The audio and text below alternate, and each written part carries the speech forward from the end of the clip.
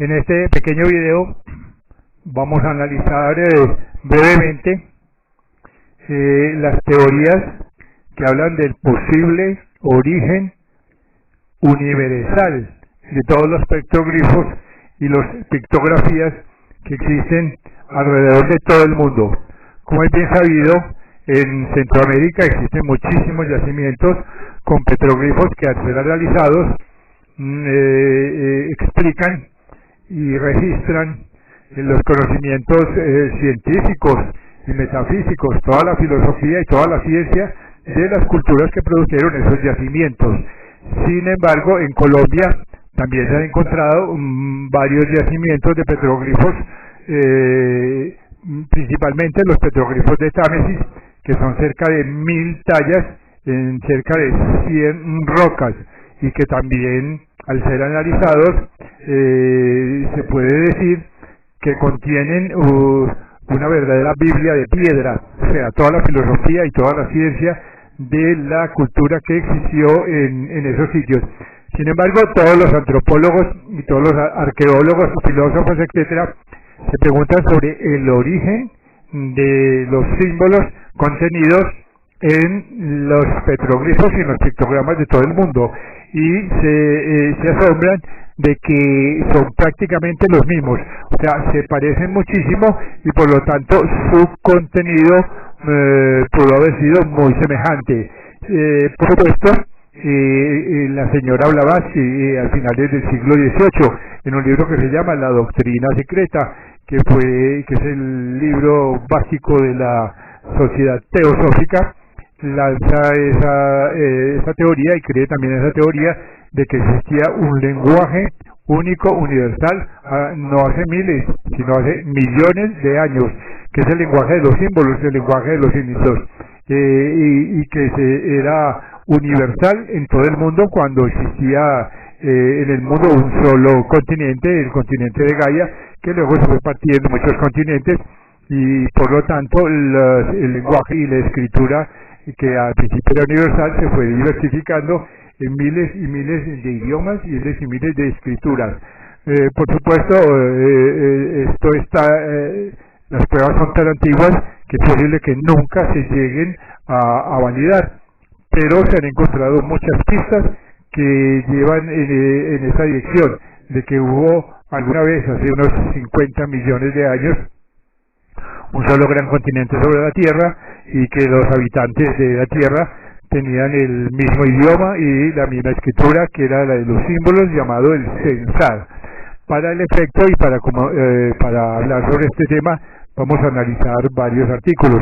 Uno, presentado en una revista española muy interesante, que se llama Misterios de la Arqueología, en un ejemplar de 1997, donde publican un artículo sobre un libro que defiende estas teorías, y el otro es un diccionario de términos teosóficos, donde bien se sostiene que en la India y en otros países orientales existieron hace miles y miles de años libros sagrados, posiblemente escritos en Censal y el idioma de los símbolos más antiguos.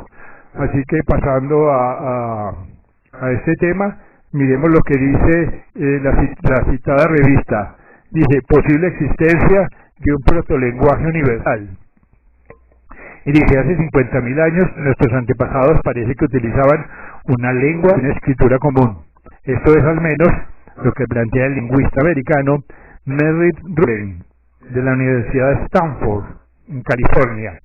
Dice: en su obra El origen de las lenguas, Ruglen sostiene que de las 5.000 o 6.000 lenguas que actualmente se hablan en el mundo, derivan de una sola lengua prehistórica, o sea, un lenguaje madre. Para ello se basa en las semejanzas de léxico y gramaticales establecidas entre las diferentes lenguas, familias de lenguas, pero estas conclusiones, por su audacia, pueden chocar radicalmente con las que suelen sostener la mayoría de los expertos. Pero para elaborar la historia del lenguaje no solo hace falta un sólido conocimiento de modo en que estos van evolucionando con el tiempo, sino que es necesaria una buena dosis de paciencia y un enorme interés por la extrapolación teórica. Con la notable excepción del latín, que da origen a las lenguas románicas, pocas lenguas muertas han dejado testimonios escritos de su presencia y sus orígenes. Así, por ejemplo, el protogermánico, que es estimado como origen de las lenguas germánicas, que vendrían a ser el inglés, el alemán, el noruego, danés, etcétera, y se sabe que es un lenguaje supuesto, fue completamente reconstruido por los lingüistas, porque no dejó trazos de sus orígenes. El primero en darse cuenta del posible origen común del lenguaje fue el británico William Jones, que era un apasionado de la comunicación oral, conocía 28 lenguas diferentes, y demostró en realidad que las analogías entre el latín, el griego y el sánscrito, tanto en su vocabulario como en su gramática, eran demasiado abundantes para ser tenidas como meras casualidades. El indoeuropeo había nacido y con él las principales bases de la lingüística histórica.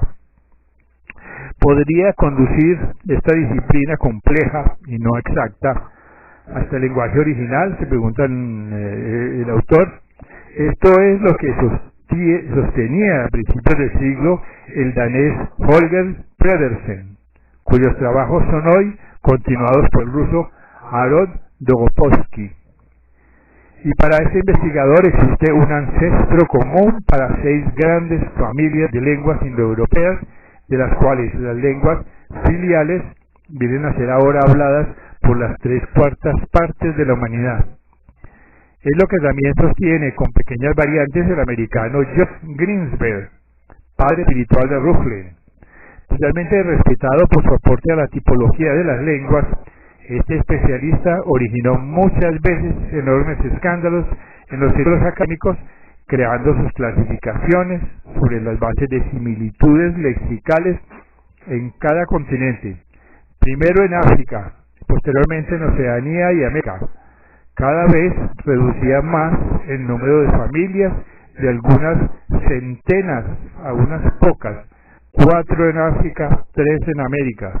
Cada vez las comunidades de lingüistas le proclamaban hereje, para al final tener que darle razón.